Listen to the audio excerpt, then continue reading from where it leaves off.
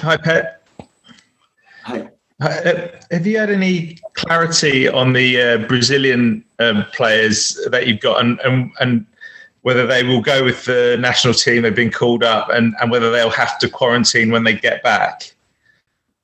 Michael, not yet. I don't have the real answer. Hopefully they can go to national teams and hopefully they come back and play with us. This is the common sense will happen. And for that, we need the Premier League, the governments from here, Brazil, Argentina, whatever, to solve this problem, to avoid what happened. So we won't leave our players go to national team. The players want to go there. So, but at the same time, when they come back, they have to play with us. So otherwise, I don't know what is the solution. So hopefully, that's why they are there. No, so we are there when the referee said, "Okay, start the game." But they are there to solve this conflict. That is still right now, I don't know what is the situation. Okay, next we go Jamie Jackson. Hi, Pep. First of all, you can hear me, right? Yes? Yeah. Okay. Good afternoon to you, sir. Just with regard to your goal scorers having 13 or 14, what do you do if this dries up? Because you say, and it's true, you don't have a number 9 who can smell the chances. Is this a bit of a gamble? Do you have a plan B? How could you solve this? What would be the plan B? Buy 2 strikers for 250 million. We cannot do it. We have to play better. Write more people in the box. So there is one secret in football. The biggest strikers in the world score goals because they are in front of the goal. So there is no secrets. So once we are there, you have to be the quality to put it in the net. You know that? But it's impossible to score goals if you are not close to the box. It's a question of mathematics, for sure, physical. And that's what you have to do. So make the process when we arrive there, try to finish in front of the goal. This is what we have to try to do. Okay, Jamie. Phil Thomas, please. Hello, Pep. Just on that same theme, you've played really well in Paris. You did everything apart from score. Does that ever concern you that you're not scoring, or is that you won't worry until the time comes when you're not actually creating the chances in the first place? What I want to provide to the team is create the chances, make the process defensively, offensively, to be there as much as time and create the chances. And after that, there are momentum. Sometimes you arrive there, you don't realize that you score 3, 4, or 5 goals. And say, wow, we scored 3, 5 goals when we were not scoring. Even the top strikers, they have moments that they don't score a goal. So sometimes what you have to do is play better. We are in a high level the way we play, but still we play better. You hear a lot about before the biggest of games. You hear of players who get really nervous before them. What about managers? What are you like before the games against your biggest rivals? Are you nervous, excited, or are you just happy for them to worry about City? Can you ever actually enjoy these games when they're going on? Absolutely. And all these kind of feelings has to be there. The excitement, the nervous, the pressure, the emotions. Yeah. If you don't have that feelings in important games like it was the previous ones or will be this one, is because this business is not for you. So we sleep not maybe better the day before and no sleep better or good when after the result was not good or the performance was not good. This is what you have to live this life. If it doesn't matter, you go there like you were to the restaurant with friends, because it's not for you. Do you get as nervous as a manager as you did as a player? I have it, of course, before the game. And certain things going to happen, if the plan will be good. Yeah, otherwise, if you don't feel that, you are not for the business. You have to feel it. Thanks, Phil. Next we go to Dave Mooney. Hi, Pep. I just wanted to ask about, again, just looking at Anfield and going there in your previous visits, there's been a couple of occasions where you've come under a lot of pressure in a short space of time, and 2 or 3 goals have been conceded in one spell.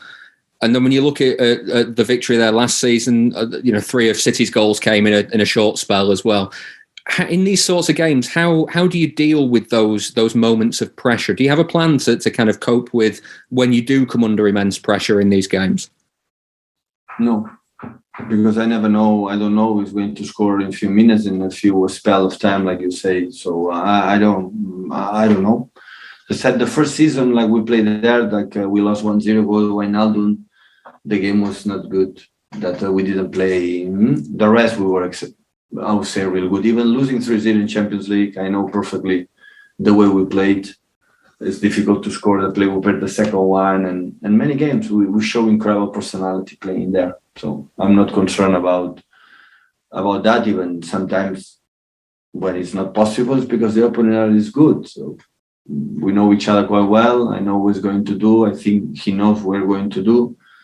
This is not the first time. Away fixture away in Anfield is always the toughest one, so we know it, and they are good in many. Otherwise, we would have not been like us many years in the last years, especially in the Premier League, being up there. So the last 2, 3, 4 years, City, Liverpool, City, we were there. So all the time, and that is the thing, the biggest compliment we can get as a club. I've said many times. So this is the best. So, and we want to try still continue to be there, going highs and lows in seasons always happen, and yeah, we are going to prepare today and tomorrow to face this nice game, and after international break for the staff and backroom staff, unfortunately not for the players, and come back stronger for the October month. Thank you, David. Last couple of questions, Ian Whittle and then Neil Moxley. Hi, Pep. Liverpool is sort of one of the few teams that can compare with you the last few years in terms of their attacking play and the sheer number of goals they create and number of goals they score. I just wondered what sort of problems they present as an attacking force for you to defend against. And also, if you could talk a little bit about Mo Salah, who's obviously been kind of central to that Liverpool attacking system for a few years now. Why they don't play? They it's a team that loves to take the attack space. So a little bit Salah play wider sometimes, but he likes these spaces from Alexander-Arnold and from Robertson, and they attack a space. So they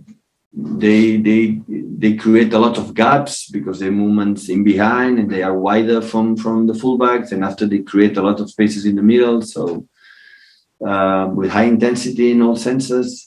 Typical teams from Jurgen, from the school from Red Bull in that term. So fantastic teams in that, and I said many times, when this type of teams, there are many years like us doing good things, staying all the time there and difficult to beat and playing, winning a lot of games because they are good.